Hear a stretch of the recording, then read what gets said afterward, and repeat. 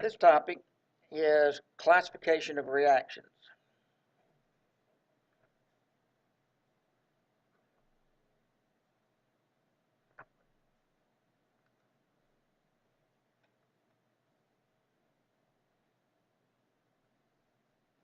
Chemical reactions, of course.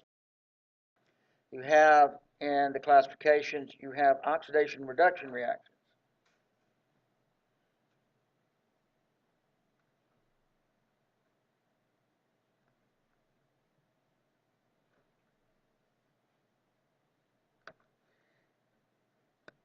As one of the major types. Now, under that, the types that we're going to study are composition reactions,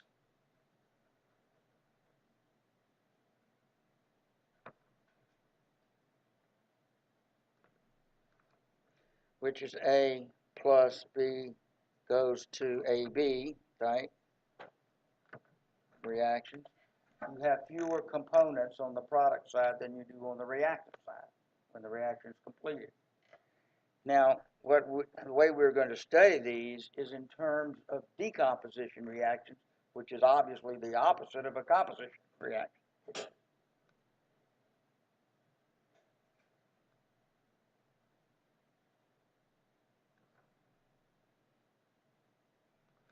And of course, that takes a compound and breaks it down into its basic elements in their standard states. Now, you understand why I give you that first.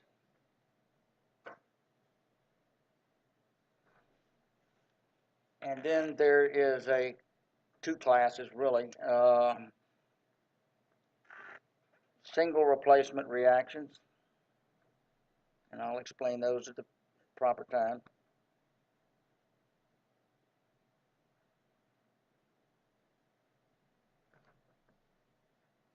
In which a substance, a metal, an active metal, will replace a less active metal, B, in a compound, and will give a compound of AX, and B will be a leaving group, so to speak, and basic standard state.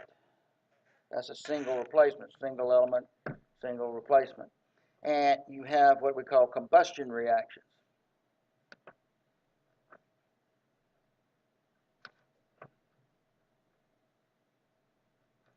And combustion reactions are a substance plus oxygen, a fuel, plus an oxygen, okay, to give heat in products.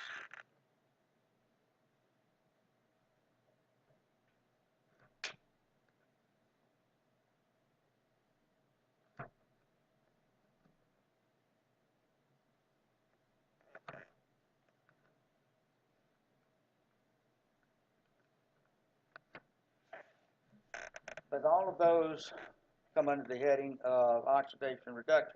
Now, the significance of an oxidation reduction and how it differs from the next class is that the elements undergo change in oxidation state, the charge on them. And one side of the equation, it may be a zero charge, neutral, and on the product side of the equation, it might be a +2 or a -2.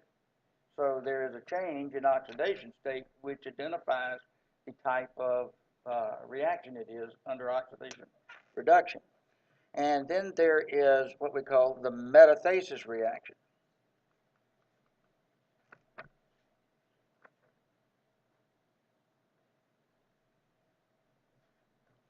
Also known as double replacement.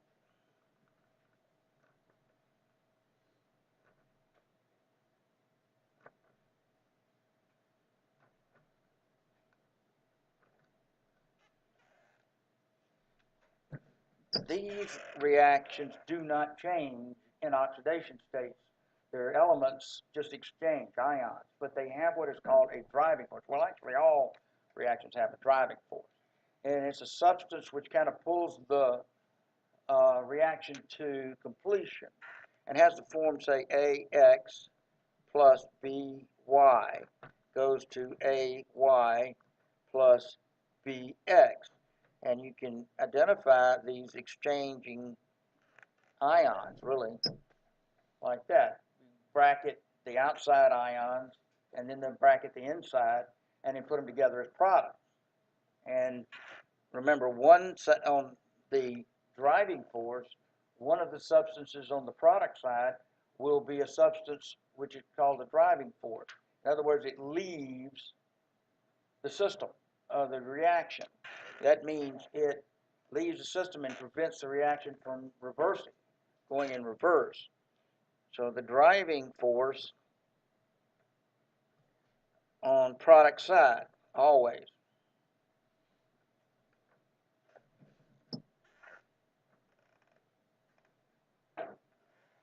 So there are your classifications, and that's the ones we're going to look at in general context. So decomposition reactions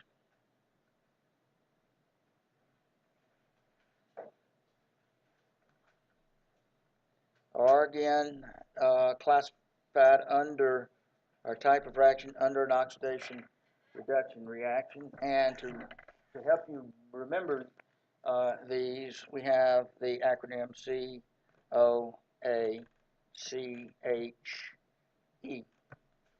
And they represent the primary constituent substance that makes up that decomposition substance. Carbonates, oxides of metals,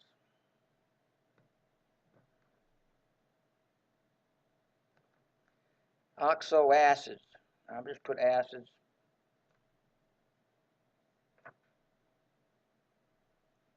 May have mentioned that when we were talking about polyions.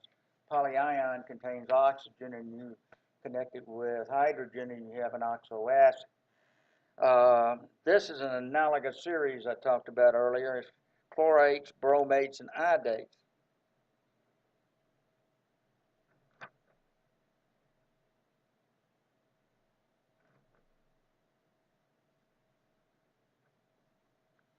The ClO3, BrO3, and IO3 structures. Hydroxides, and I always add peroxides.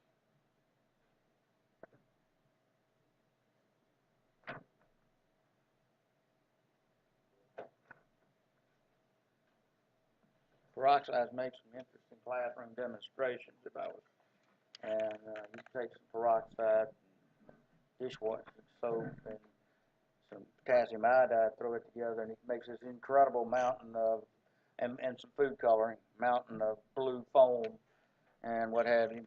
But anyway, the last one is not a constituent substance. It's a process. It's called electrolysis.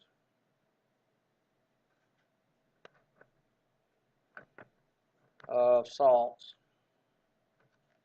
And salts can either be electrolyzed by melt. You can melt a salt and push it into liquid form and then run electricity through it, and it'll convert the ions back to or into basic standard states. Well, when we talk about carbonates, let's take them first.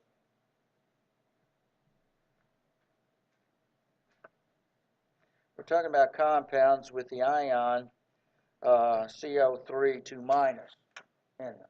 The metal plus the polyion gives you a metallic carbonate, something like sodium carbonate or calcium carbonate, magnesium carbonate, those types of structures. So if I took sodium carbonate, I'm going to get a metallic oxide plus a non-metal oxide. Now you still have to write the compounds on the product side using these rules, sum of all the charges equals 0 that we taught you earlier. And when we look at these, we take in the following. It gives you a sodium oxide and a carbon oxide. See the metallic oxide and the non-metal oxide. Now, oxygen is always -2 until I tell you different. So we start out, that's going to be a minus 2. Okay, and it represents CO2. It would be 2 and you'd have a 4, 2. Okay, plus 4, and so you'd have plus 4. You'd have to have more than that, so you reduce them to smallest whole number ratio, and winds up CO2 and CO2 gas. So this would be a minus 2, and 2 is 4, and that'd be a plus 4. That's the less electronegative element. Another story. Okay, oxygen's a minus 2, but this is a plus 1, and so you would have to have 2 of those. So that would be the outcome of that breaking down. You would have, and it would be balanced relative to the compound. So what you need to learn is it's going to go to a metal oxide, put your metal and your oxide together, and metallic oxide. Non-metallic oxide is typically 1 oxygen lower than what's over here. So then if you got sulfur oxides, it'd break down to a SO2. If you had SO3 going to, it would go to SO2, or SO4 would break down to an SO. Well, I'll show you that when we get to acid and what have you. Okay, so there are your carbonates right there. Here we go, oxoacids.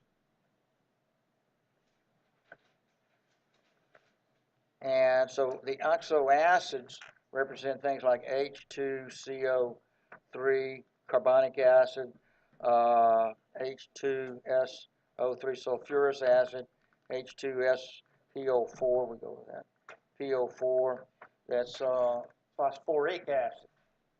And so the ATE goes to ic acid, if you recall, like that. Well, the oxoacids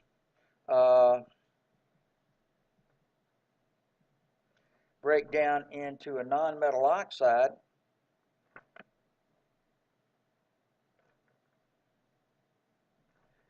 plus water, always. But look at the formulas. Well, there's no metals in there, so you can't really mix that up with metallic oxide and non-metallic. But it's going to give you at least the non-metallic oxide out of that, and the oxygen step down by 1 relative to whatever's in the compound. And so if you have, say, H2SO4, when it breaks down, it'd go to SO3 gas plus H2O as a liquid. So let's see, that 2, 3, 4, yeah. So it would be, you just got to get used to it. If you, of course, this requires a little time investment studying the nature of these.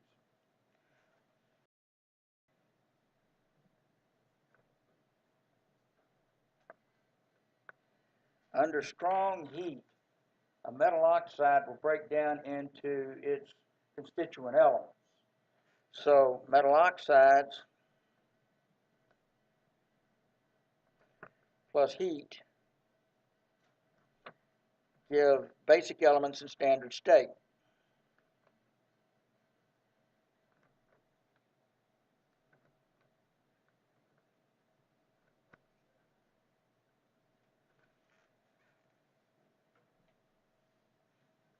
An example of this is rust, iron 3 oxide, iron 2 oxide, ferric oxide, as a solid. When it's heated, the symbol, the delta symbol above the yield sign, indicates it's being heated strongly. And it'll go to iron, and you look in the thermodynamic tables and see what its basic standard state. It turned out to be iron S, and then oxygen. Now, we've just learned that oxygen is one of those diatomics, so we know to put it in there as an O2 gas like that. And so those are the basic standard states. Then you balance the thing, so we have 3 iron, so I got to put a 3 right there, and so I've got 2 and 2, 3 and 3. Okay. Wait a minute, I'm doing something wrong. Let me see. No. I thought that was balanced wrong. Oxygen minus 2. This is ferrous oxide. I'm sorry, my bad. Change that to 2 and 3. And so I knew the balance was off. 3 and 2. So I put a 3 here, and a 2 here, and a 4 there. There we go. My bad. Anyway, this is ferrous.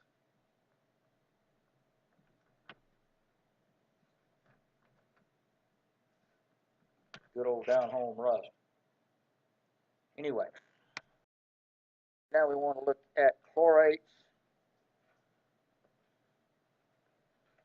That's ClO3 minus. Bromates, BrO3 minus, and iodates.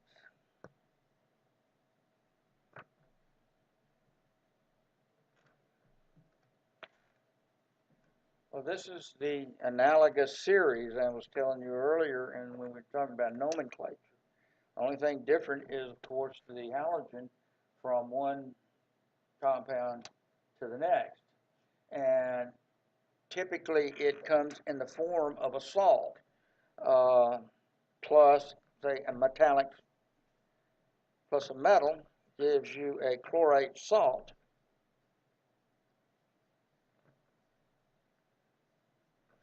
For example, potassium, which is, say, a +1 from group 1, plus ClO3 minus 1, gives you a ClO3 solid salt, potassium chlorate.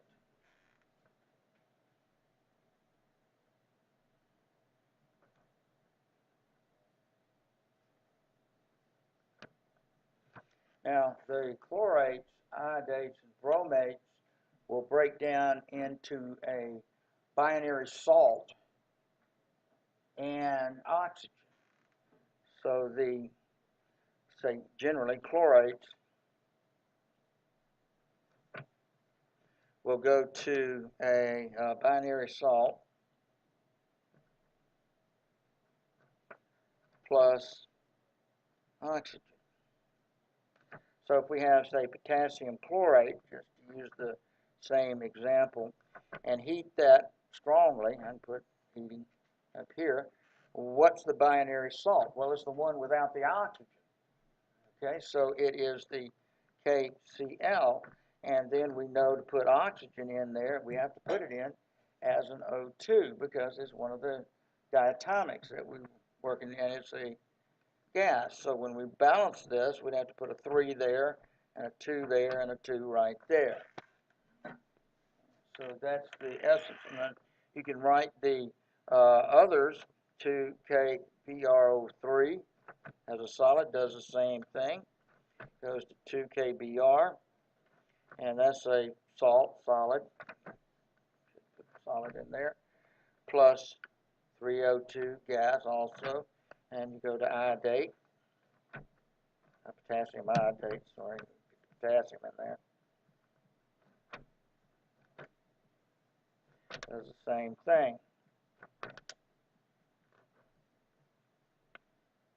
Yeah, so you can see how one is similar to the others just because they are in the analogous series or similar series.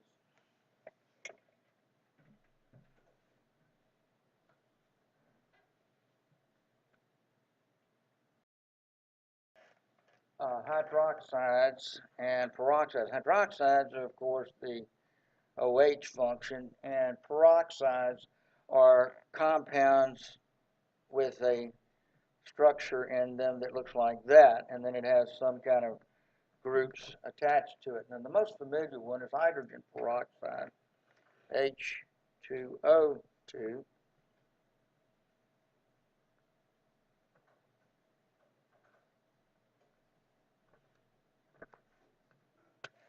And it also decomposes to a non-metallic oxide, CO2, and water. But at any rate, the one we'll focus on is the hydroxides right here. And so something like NaOH is a caustic soda, sodium hydroxide.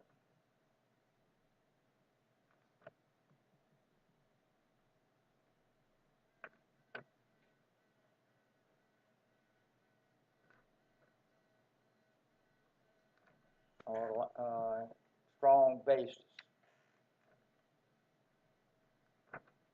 We'll learn about that when we get to metathesis reaction. Who's strong, who's a weak base, who's a strong acid, who's a weak acid, those kind of things. But something like calcium hydroxide would break down into metal oxide and water. If we took calcium hydroxide, just to change the flavor here, as a solid and heat that strongly, it'll go to a calcium oxide, which is a solid, and H2O. Let's see. So we have a -2 +2 calcium, 2 hydrogens, and a couple of oxygens, calcium, that's balanced. So that's the long and the short of those, and we'll talk about peroxides when we get over more into the balancing oxidation reduction reactions. And I'll try to generate a demo for that.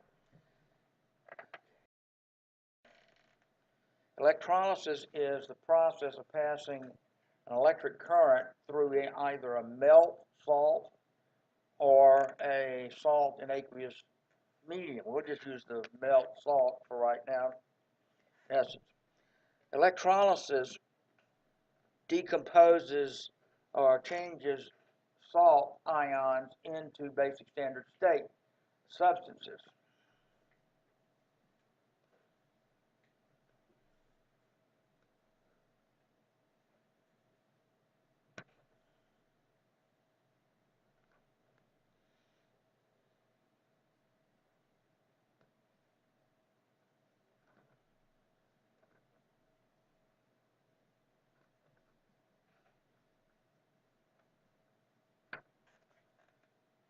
So you go to basic standard state.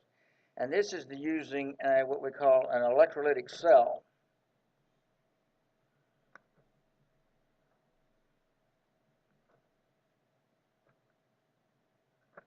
And it's simply a container, or what we call a battery jar or a reservoir, in which you put in a salt and melt it.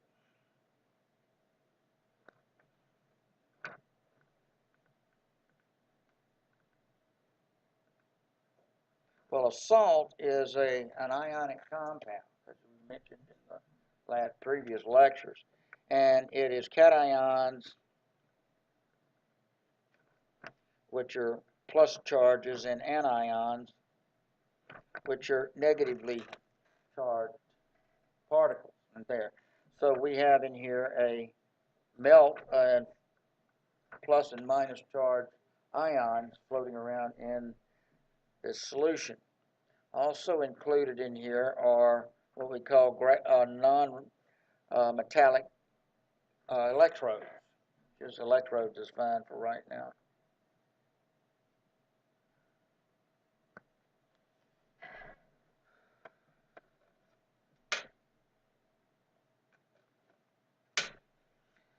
The electrodes then are connected to a battery or transformer, and that, when the circuit's closed, it sends a charge through it. Now, the short side of the symbology is negative on the battery, and the long side is positive over here.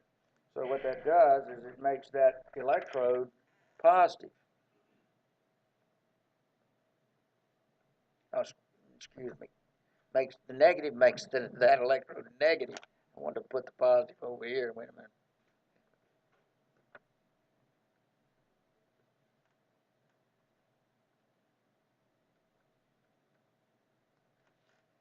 And then our negative electrode, of course, is over here.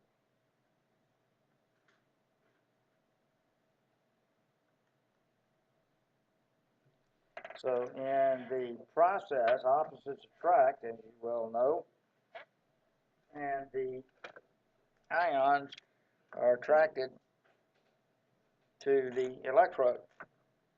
And when they come into contact, they undergo oxidation and reduction.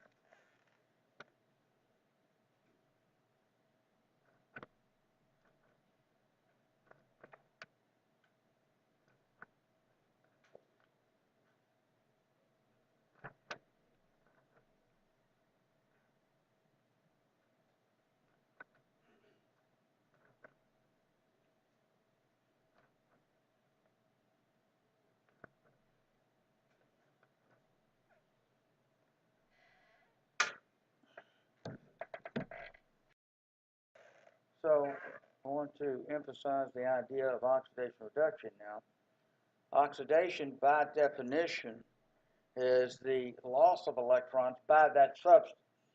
So it's transferring electrons somewhere else. And reduction is the gain of electrons from some other substance. Now, is anybody know the acronym for remembering this? Nobody?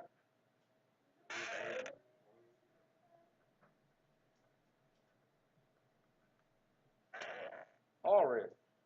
Oxidation is loss, reduction is gain.